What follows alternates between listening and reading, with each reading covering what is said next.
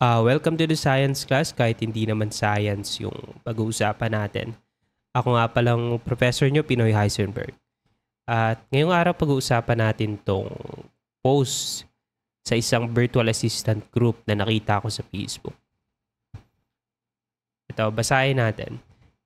Pinost to dito sa VA Davao na group.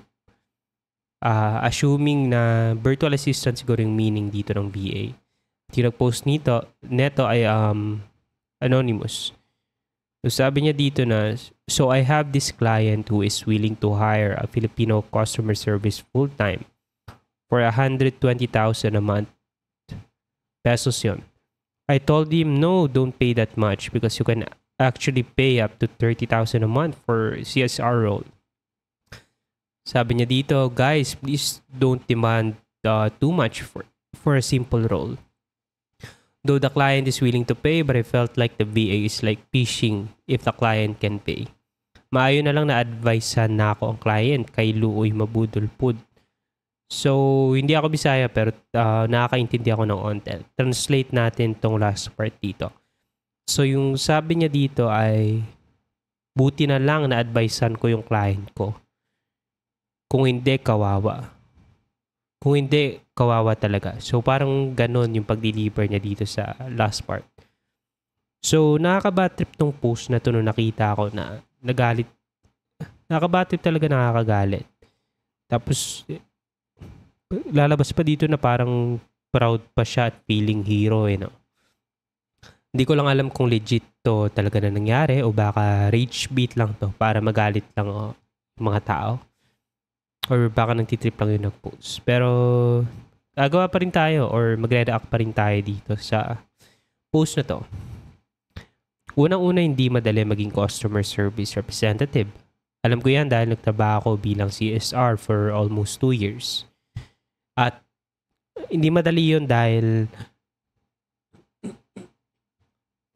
excuse me, sorry, sinisipon siya ako ngayon. So, hindi madali yun dahil iba't ibang klase ng tao yung nakakasalumuha mo. Merong mabait, merong hindi masyadong mabait, at merong masasamang tao yung makakausap mo sa phone.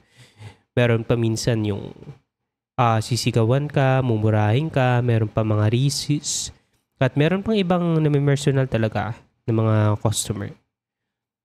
So yung mga customer service representative, hindi lang naman yan sa PPO setting.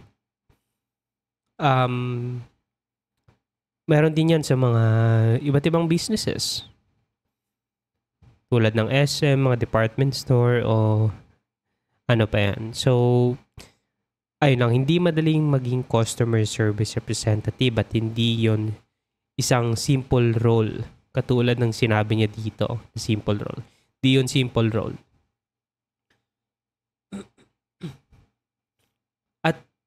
Ito din yung mga tao na to yung nagbibigay ng idea sa mga foreign clients na magbigay ng low rates to virtual assistants or Filipino virtual assistants in particular or Filipino freelancers. Actually, kung ganyan nga yung offer ng client, quality yung makukuha niyang CSR dahil with that salary, sinong hindi magaganahang magtrabaho at ibigay ang best nila para di mawala ang trabaho.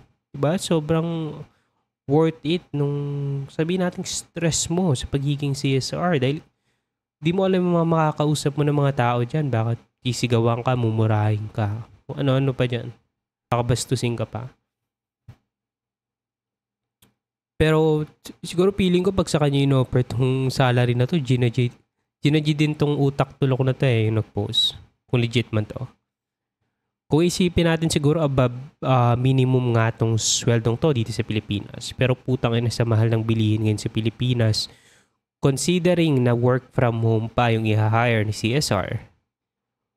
Siya na mismo yung po-provide ng equipment niya. Siyempre, nag-invest siya doon. Ginastusan niya yun. Pinag-ipunan niya yun.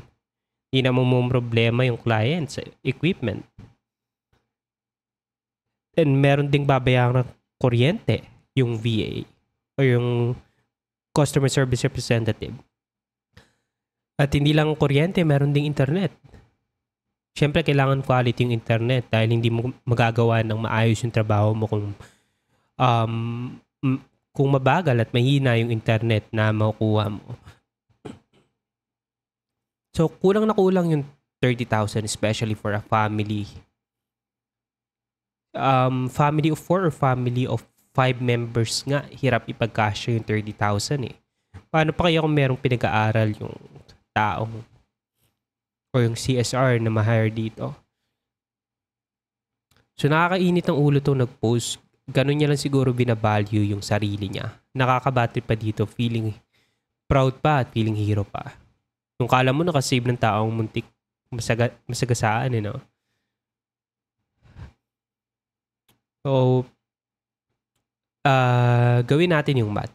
120,000 pesos yung offer, di ba? Kung i-convert natin yan sa US dollars, around $2,100 US dollars per month yan.